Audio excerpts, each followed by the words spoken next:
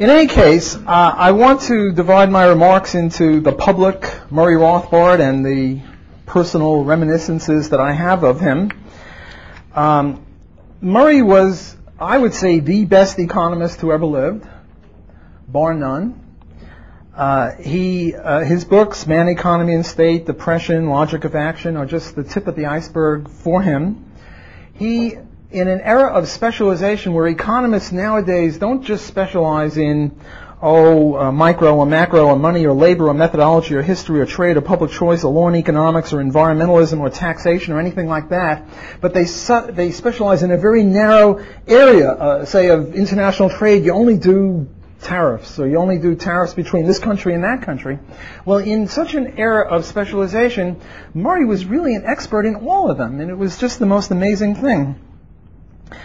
His article on air pollution, I think, was the best thing that was ever written in environmental economics, and so on down the line. It's not just that he knew little bits of economics in the various parts of economics, but he was an expert and a guiding light in pretty much all of them.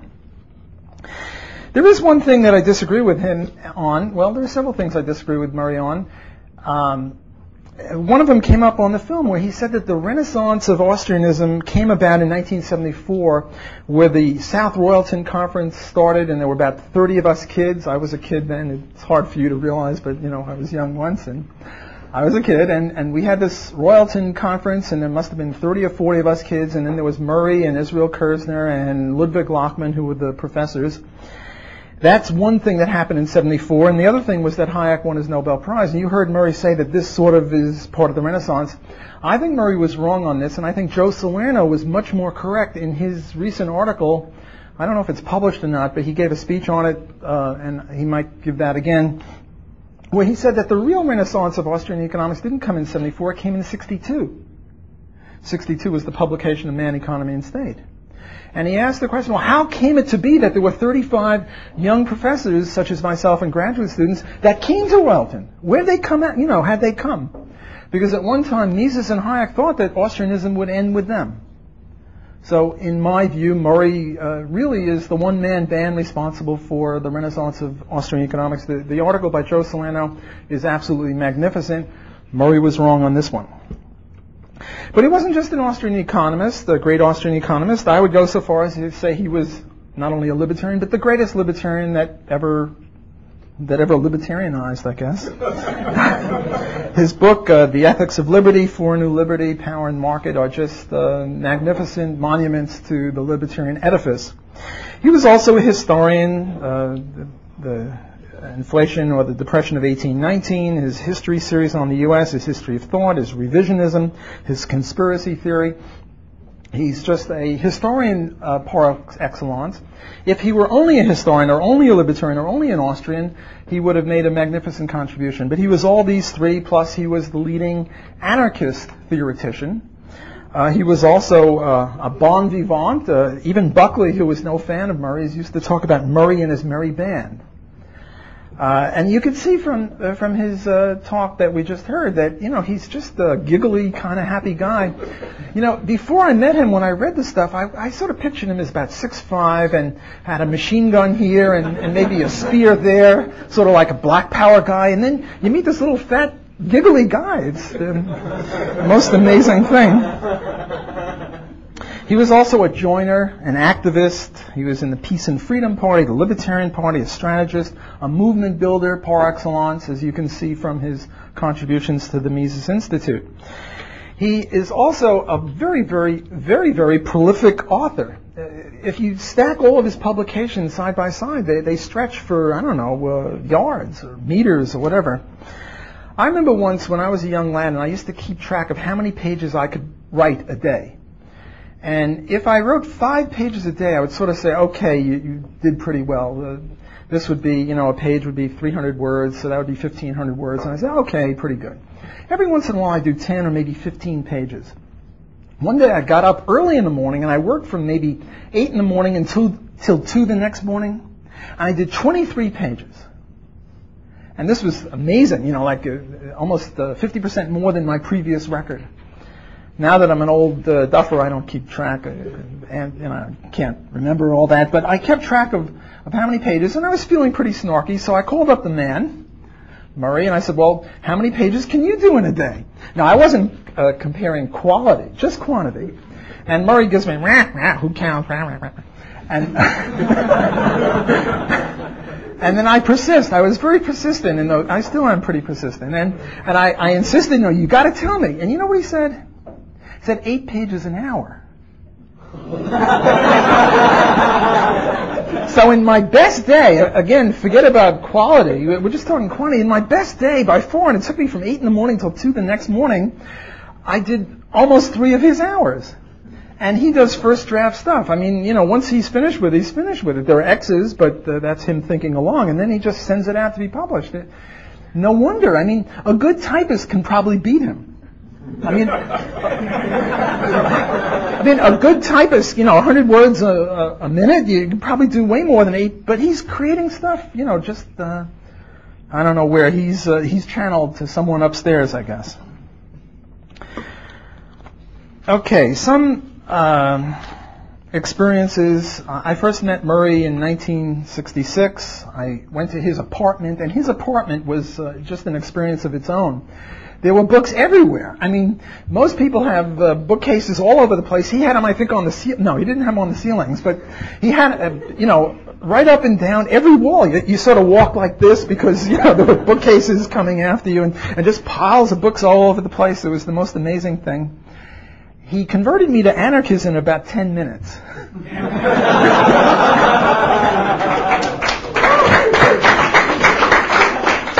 I was sort of a limited government pinko type, but what he mainly did was sort of use my own arguments against me. Like I would say, well, you know, the reason we should privatize the post office is because, you know, if you do a good job, you make money and you expand your base of operations, and if you do a bad job, you lose and you go bankrupt, and this weeds out inefficiency.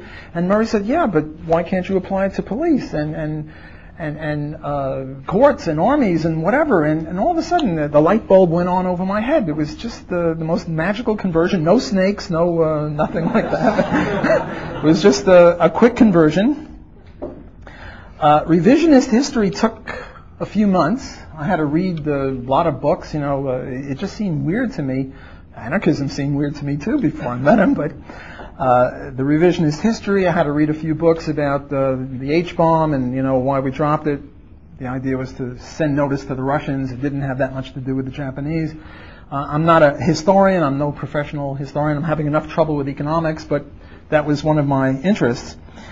It took years for me to get out of neoclassical economics. I'd just gotten my PhD, and I had a vested interest in indifference curves and in matrices and in regressions and all sorts of stuff, and I wasn't very open to that. But I mean, I just saw Murray as some sort of Mozart in terms of all this libertarian and anarchist stuff.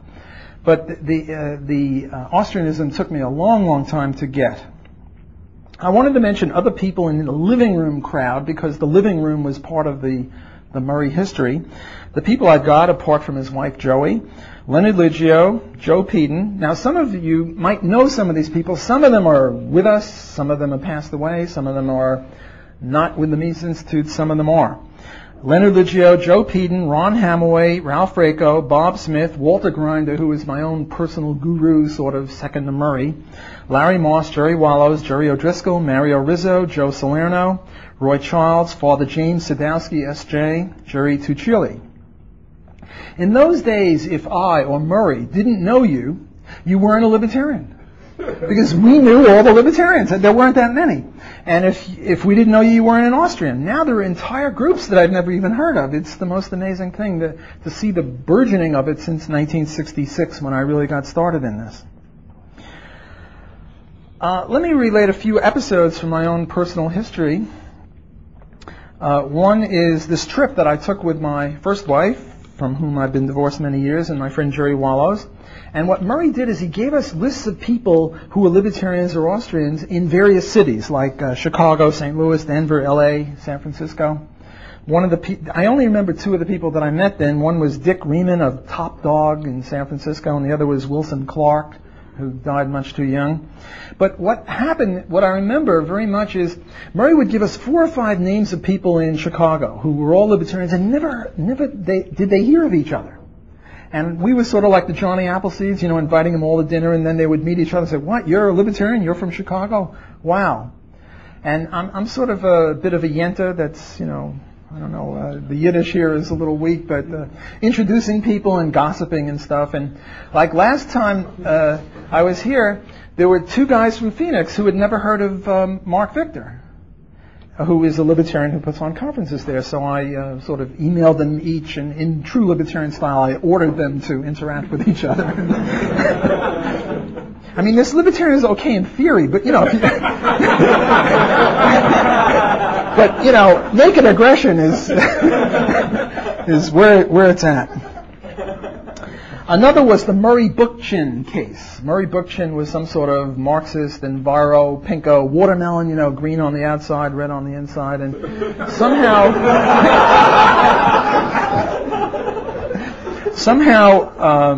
Murray Bookchin and Murray Rothbard were introduced to each other, and they shared a lot of things, but, he was a goddamn commie, for God's sakes. and that didn't do too well. There were a few meetings, and then they parted. The next one that I wanted to mention is Karl Hess. Now, when we first met Karl Hess, he was a Goldwater speechwriter. I think he was partially responsible for the magnificent Goldwater defense of liberty. Extremism in defense of liberty is no vice. Moderation in pursuit of justice is, no virtue. So when we first met him, it's sort of like, the elephant and the mouse is sitting on the elephant's back, and they go over this bridge, and the bridge starts swaying, and then the mouse says, "Boy, we made that bridge sway." Well, me and Murray, you'll never guess which animal I was. We met Karl Hess, and when we met Karl Hess, he was, some sort of right-winger. And under Murray's magic, you talk about the magic of the marketplace, but there's the magic of Murray. He pretty much converted Karl Hess into a libertarian, pure libertarian. This was during his, the Penthouse, I think it was a Playboy interview, which was very, very libertarian. And then Karl started, he came from right, I guess this is your right, and he came to the center, moderate libertarian anarchism, nothing extreme here. And then he sort of hived off into the left. And I remember his first move to the left was, we were having this Libertarian Scholars Conference, and there was also a protest at Fort Dix, which was across the Hudson River in New Jersey. And what Karl did is he led about half of the people out to Fort Dix to protest whatever. And the implication was, this wasn't all bad. War is, was the Vietnam War. But Murray's point was, look, what we're doing here, the Libertarian Scholars Conference, that's important too. And if you want to go march on Fort Dix, march on it on your own time. Don't be ruining our conference, which we can only have once a year because we have very little funds. And appreciate that this too is important, that the intellectual contribution to the fight is crucial. And, just being one more body along with a bunch of hippy-dippies isn't going to really do much.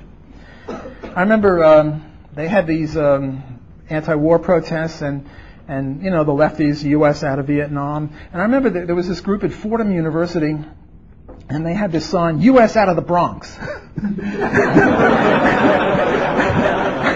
This made Murray smile. These were the people that he was influencing, a little bit more radical than out of Vietnam.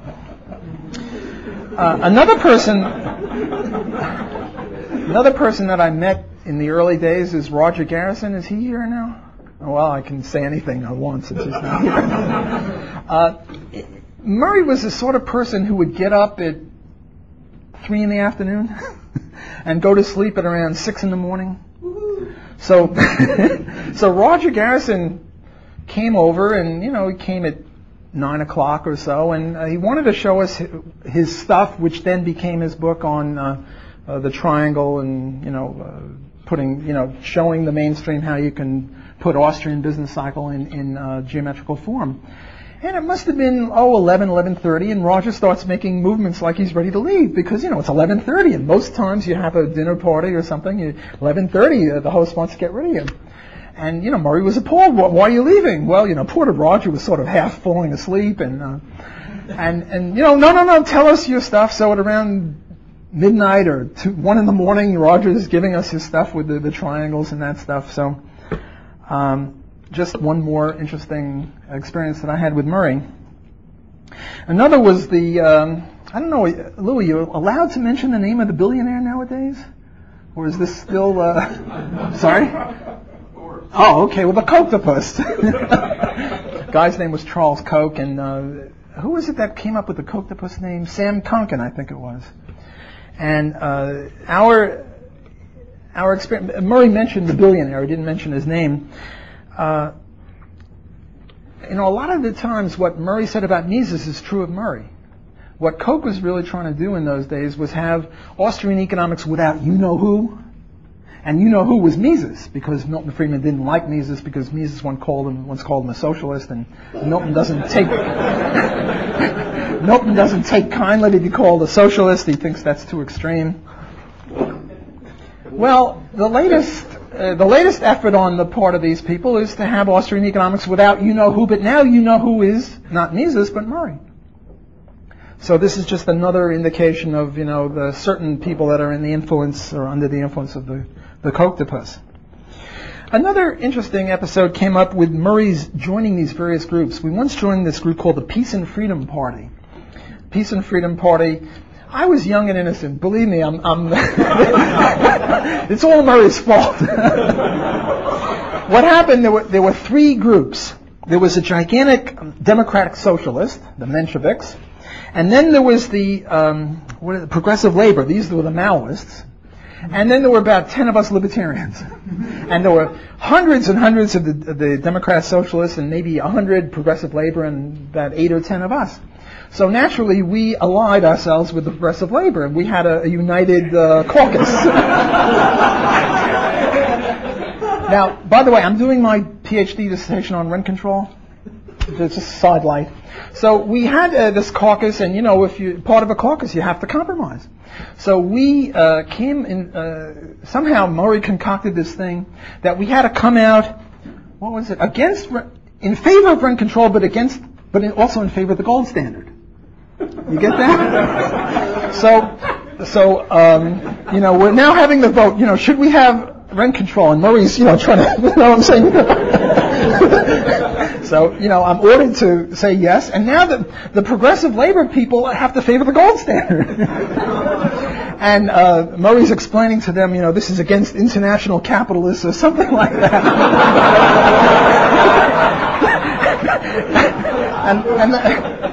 and they fell for it.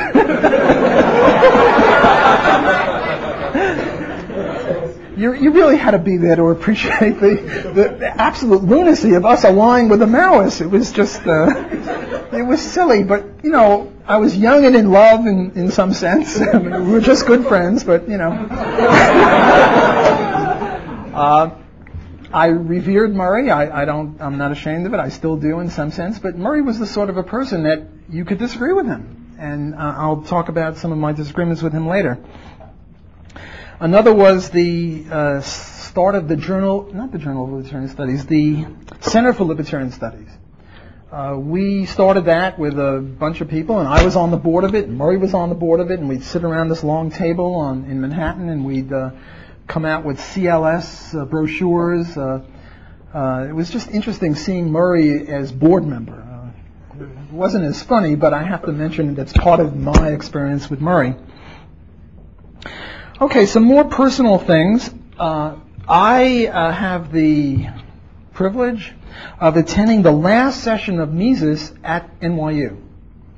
Murray took a bunch of us down there, and at that time Mises was this small, little, wizened man. You could hardly hear him. He could not speak too loudly. He couldn't hear. Percy Graves with big, booming voice yell in Mises' ear what the questions were, and then Mises would sort of talk back. It didn't really mean much to me. I could hardly hear him, but I felt that I was in the presence of greatness, and I could tell my grandchildren and you people that I was at the last session of the Mises seminar at NYU. So it's a way of connecting you through me back to Vienna, which is, I guess, if you're of a certain mindset, you can appreciate the connection. between various time epochs in our movement. Murray was an inveterate risk player. You know what risk is? You know, the taking over the world. And Murray used to say, well, the ordinary people who play it, you know, they're a little sort of ashamed, apologetic, but we anarchists, you know, we can take over the world with great enthusiasm. And Murray always had the view that the defense was always favored because they would fight harder for their territory. I mean, here we have a risk analysis of what's happening in Iraq. You know, when one country attacks the other, Murray would root for the defense because, you know, that's the way he was. I swear I used to get stomach cramps, and it wasn't from the food. Jerry was a magnificent cook. I got stomach cramps from laughing. Murray just had us in stitches, on and on. You could see a little bit of it in that tape that you just saw. But in his living room, you really were in risk of life and limb, or at least stomach, if you get stomach cramps from laughing. These were the sort of people that my mother warned me against. They stayed up late. Ma B didn't like that. They drank alcohol. Alcohol they drank. I mean, they were fat. I must have gained 40 pounds. And when I complained, Murray would say, every calorie says yay to life.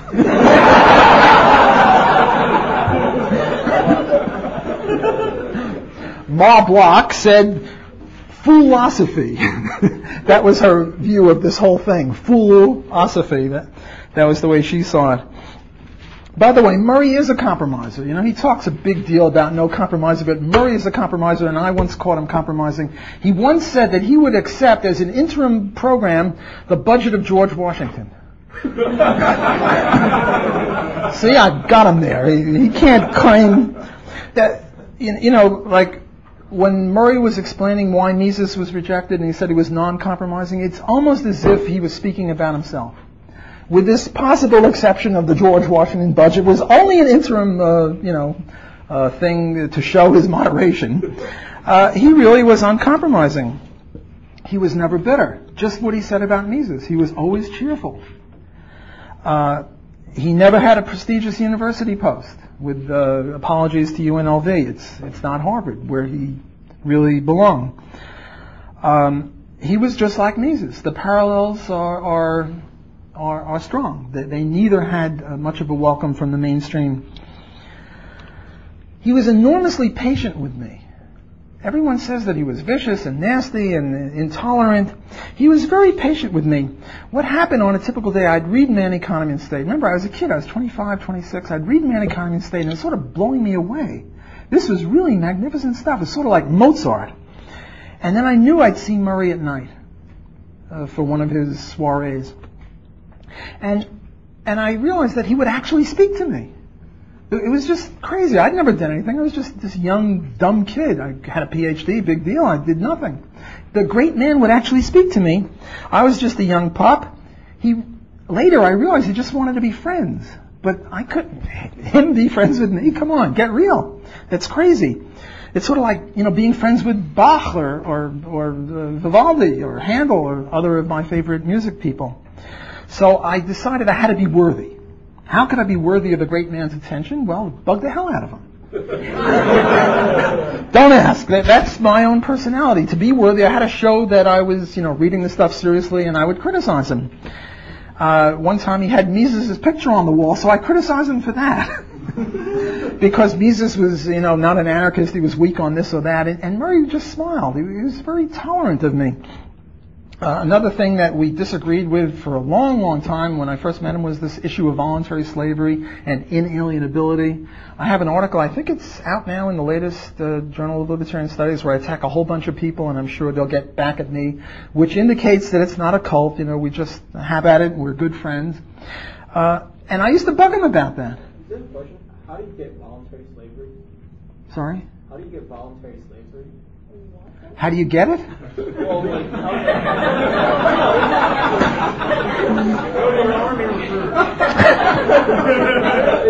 it seems like an oxymoron. I mean, isn't... Get out. I'm kidding. I didn't intend to go into this. This was not supposed to be substantive, but since you ask, I suppose I can answer. And again, this is an unpopular view in our circles. The only other person of any libertarian credentials I've ever found who agrees with me on this is Robert Nozick. And I've got a lot of criticisms for him, so I'm not using this as an argument from authority. I think he was wrong on a lot of things, but he was a bright guy. The argument is as follows. Don here is a very rich guy, and he's long wanted me to be his slave. He's into that. He likes whips and stuff. and my son has this dread disease. And fortunately, there's a cure for it, but it costs $5 million, and I'm poor, and I don't have the money. So I go to Don, I say, look, Don, give me $5 million, and I'll take the $5 million, and I'll give it to my son's doctors, because I value his life more than my freedom. And then I become Don's slave, and then every time I get snippety, Don whips me. Now, ordinary people might call that assault and battery, but I would call it voluntary slavery. Namely, it's contractual slave agreement. So this is the sort of the explanation. I don't really want to go into defending this and attacking it. That's a long substantive subject, and we're supposed to be light here and just giving reminiscences. But what I would do is I'd bug the hell out of him on this. It was just insufferable. I had no sense. Some people would say I haven't got any sense, but that's a whole other issue. But the point is that he was just sweet with me. He would disagree and, sometimes try to change the subject. I was like a bulldog. I wouldn't let go. But, we were friends for many years. So when people say that, he's nasty, it's just sort of like what he said about Mises. People say that Mises was nasty and snarky, and Murray never met that kind of Mises. Well, I never met that kind of Murray. Murray was like a kid. He was like a kid at Christmas. I was not picked as, by the way, not only am I the only co-author, but I'm one of 4 co-editors with Murray. The other 3 are Leonard Liggio and George Resch in Left and Right, and Ronald Radosh on a book. I was also co-editor with him on the review of Austrian Economics. I was not the first choice. What happened was somebody else was chosen to be the associate or the assistant editor or the co-editor or whatever. And you have to remember that this was the years when the Coctopus had refused, had told Lou, you can't do this, and this is evil, and there was this boycott on us. So not only did the emperor's wife have to be pure, but she or he had to be seen to be pure. Pure in this case meant a refereed journal. Refereed means you send it out to referees and you're bound or heavily guided by what they say. So Murray would get a transcript and he'd start scribbling on it. Because he was like a kid. He'd say, whoop-de-doo, woo-wee, we got an article for our journal. And he'd start scribbling on it. And I'd tell him to hold out his hand and go like that. And I say, Murray, you can't do that. Let me make some copies, then you can scribble all you want. But it was sort of like, it wasn't that he didn't want to have a refereed journal, it's just that he couldn't resist getting his hand on papers. So I had, great respect for him, his integrity, but I knew in some ways he was like a kid. You just couldn't stop him. So, we told the secretary, don't give him any originals, make sure you give him copies. And then the Review of Austrian Economics was born. The situation with the Review of Austrian Economics is that now it's under the editorship of Pete Betke, but the Quarterly Journal of Austrian Economics sort of took over where the Review of Austrian Economics left off. So the way I like to think of it is that our Austrian journal is the Review of Austrian Economics for the first 8 or 10 years, and then the Quarterly Journal of Austrian Economics, which was its successor journal. What else do I have here? The only other thing I have, and then if people have questions, I'd be glad to respond, was I once went to this meeting of the annual meeting of the New York State Economics Association in Geneseo, New York, and I was Murray's discussant. And his paper was on, what was it on? Value, freedom, and economics. We each had an article, and I was his discussant, and he was my discussant. And I criticized him on something in public in front of this conference. I forget what it was, something like he said that regulation was only this wide, and I said it was wider, and he just sort of said, well, I accept that criticism. And this was done in front of other professors at an academic conference. Just one more indication of what kind of person he was. And, there was never any resentment or anything like that. He was sort of proud of me, which is roughly the attitude that Murray had with Hans Hoppe's Argument from Argument, which, in my view, transcended what Murray did. And instead of Murray saying to Hans, well, you're evil because you're transcending me, Murray was Hans's warmest supporter on this argument from argument business. I think that Stefan Kinsella's article on intellectual property came out after Murray died, but I know, and this is a magnificent article. It won the award for the best journal article in the Journal of Libertarian Studies for the last 2 or 3 years or something like that. It was just a ripping in of what Murray had to say on intellectual property. And I know that had Murray been here, he would have just giggled or, wrecked about his wrongness and would have welcomed this kind of an idea. So that's the kind of person that Murray was, and that's my view of me and Murray.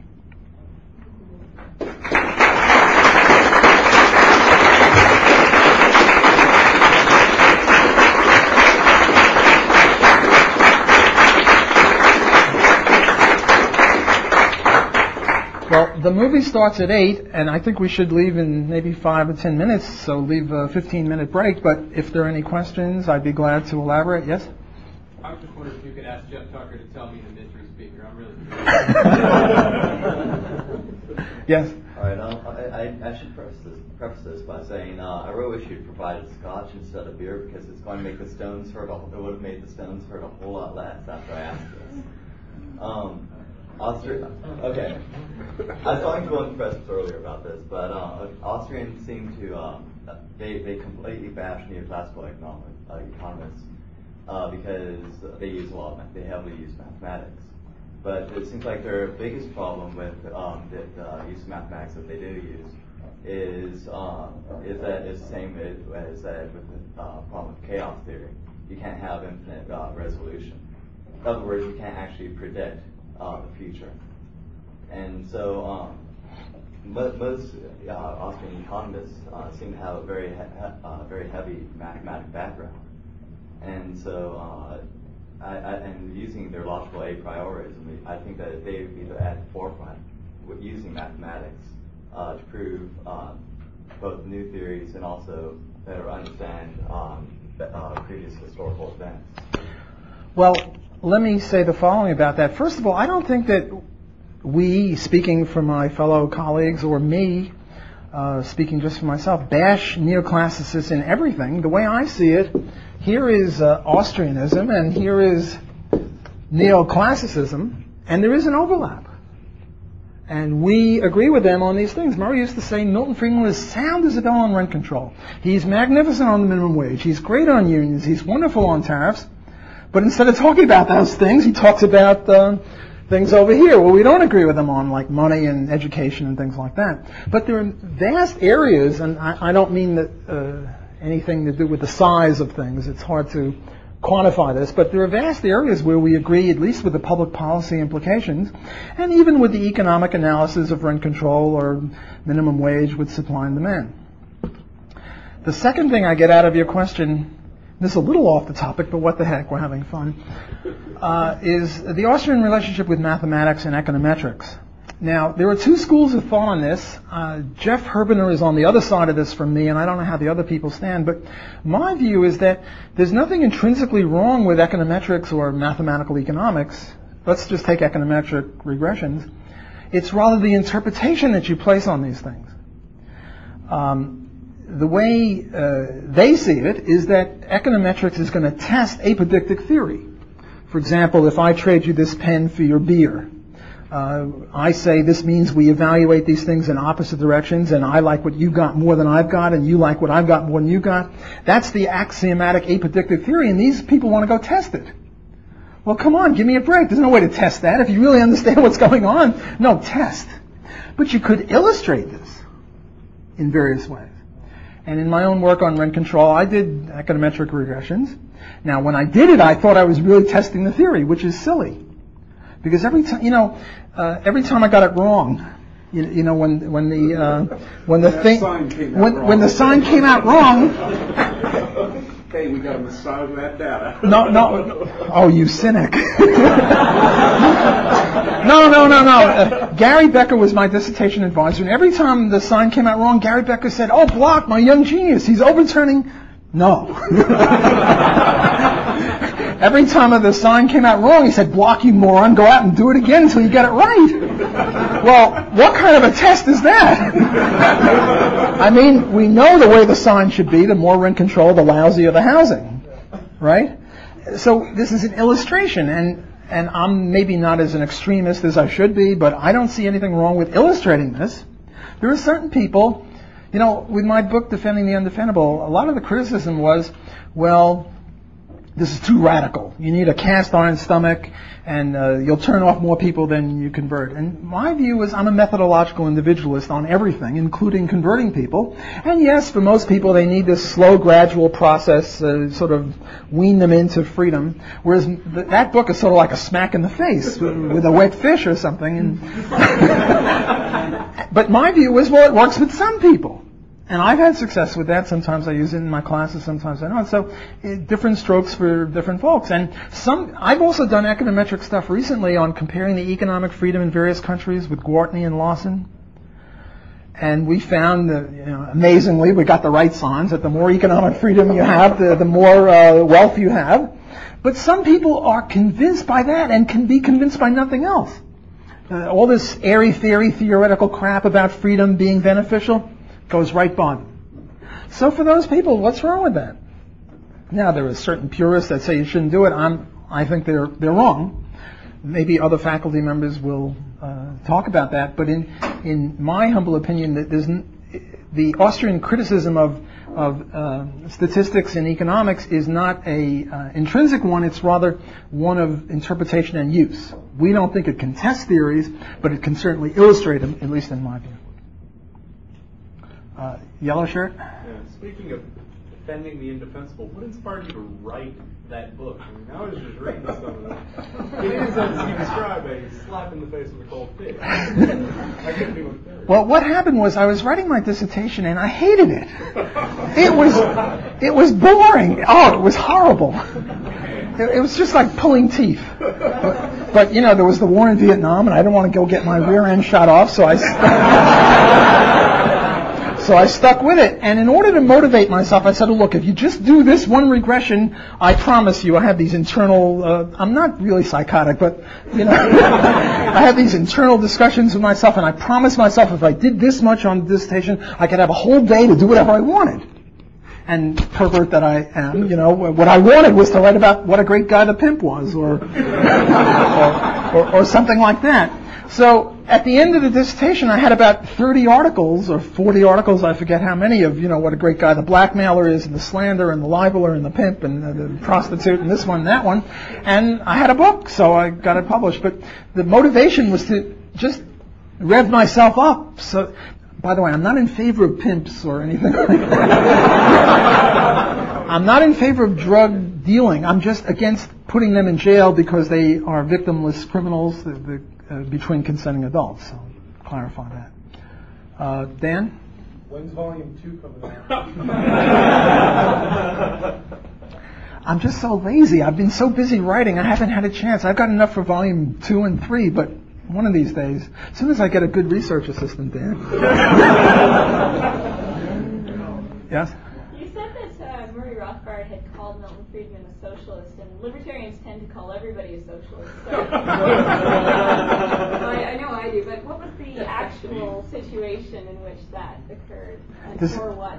Does anyone know why he called It was Ludwig von Mises called at the Mont Pelerin? Yeah, I think if maybe you've been on the ship over there.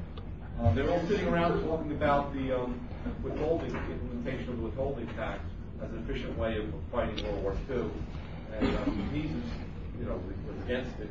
And I guess he got up and said, "You're all a bunch of socialists." And then he stopped off the deck. Supposedly, though, when Friedman told the story at South Royalton, he said that Mises said, "You're all a bunch of goddamn socialists." And Murray leaned up to me and said Mises would never use that term. So basically said they're all a bunch of socialists. Yeah. They weren't talking about getting rid of the now the war was on getting rid of the income tax, but make it more efficient, basically. Yeah. Well, I was once in a sort of a debate with Milton Friedman, and I was favoring privatization of roads, and he was bitterly opposed, and I said, "You're a road socialist." He didn't much like that. I can't understand why, but. By the way, Joe, you weren't here. You came in right after I said this, but I took your side against Murray regarding Murray's view that the Renaissance of Austrian economics came out in 1974. I took the 1962 view. Is there a question? Yes, sir? Well, building on this whole neoclassical Milton Friedman line of questioning, did Murray ever have any contact with Milton's son David or Brian Kaplan, the neoclassical anarchist contingent? Well, Brian Kaplan came to the Mises University 2, 3, 4 years. I forget how many, Lou. It was more than one. Yeah, 2. 2 years. He was a young kid, maybe late high school, early college. Very few high school students. Right. Very bright guy. And I've been involved in a long-standing debate with him on methodology. And I have to say that he is among the best of the Austrian critics.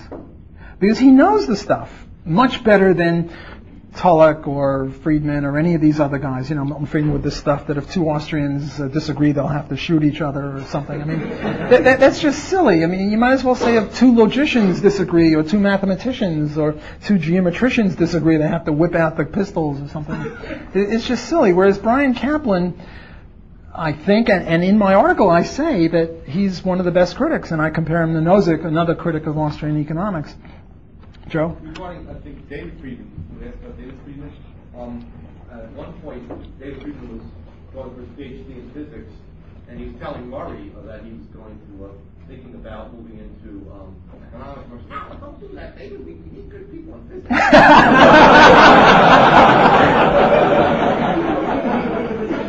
By the way, you notice that Joe's impersonation of Murray was much inferior to mine. I don't know. Someone once said 2 generations of Friedman in economics is, too many, or something. I don't know if Murray said that, but some people said that. David Friedman is an anarchist, but he's not an Austrian economist, and there are differences, but that's what makes the world go round. Differences. I've got time for one last question. Yes, in the back. Yeah. You think the Austrian economics is the best theory, right? Well, Louder. I can't hear you. You think the Austrian economics is the best theory, right, in the economic field? How Yeah. come the other side, people like yourself, right side, and others have more public support and public trust than you guys? That's an interesting argument. If we're so good, why aren't we rich? Or why? Or there's this guy Sherwin Rosen who wrote an article on making just that point, saying if Austrian is so good, why aren't you more popular? Or, in addition, saying since you're not popular, you're wrong. And Leland Yeager wrote a very good response to it, and I also wrote a response to it. It's a whole debate. I forget, in various journals. I think it came in the Journal of Economic Literature with Sherwin Rosen, and I forget where Yeager, and then there were a few articles in the Quarterly Journal of Austrian Economics. So if you're interested in that, you could look at that whole big debate. My point, and what they would say is that we're really anti-free market, because we should trust the view of the marketplace, and the view of the marketplace is sort of a nose count of economists. And what I was saying is, well, look, Mozart is less popular than rap music. More people buy rap music than Mozart. Does that mean rap music is better than Mozart? Well, in some sense, yes, the market speaks. But it doesn't mean that it's better in some aesthetic sense. Well, yes, there are more neoclassicists and more Marxists than us, but does that mean that they're correct? No, it just means they're more popular.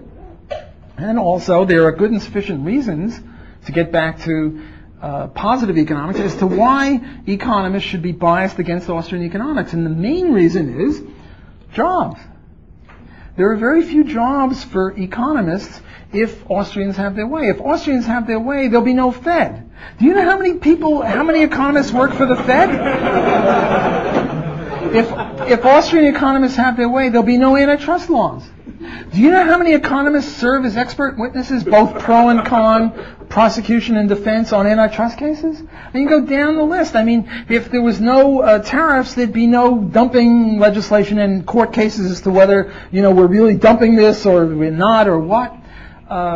These regulations are a full employment bill for economists, and most of them are smart enough to realize that if Austrian Economics comes in, we're all gone. We'll have to get honest work. Well, you can sort of see why we wouldn't be particularly popular.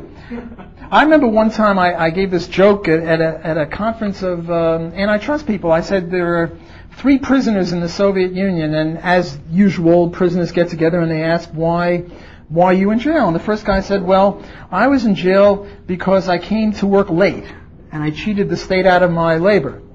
And the other one said, well, I'm in jail because I came to work early, and they accused me of brown-nosing. And the third guy said, well, I came to work every day exactly on time, and they threw me in jail because I owned a Western wristwatch. And I got a big laugh out of that from these antitrust economists. Then I told another joke. I said, well, there were 3 U.S. businessmen all in jail on antitrust violations. And the first guy said I was in jail for charging too low a price, and they accused me of cutthroat competition and predatory pricing. And the other guy said, well, I charged higher than everyone else, and they accused me of profiteering. And the third guy said, I charged the same price. It's hard to see how you could charge the same price if this one's here, but I charged the same price as everyone else, and they accused me of collusion. Dead silence.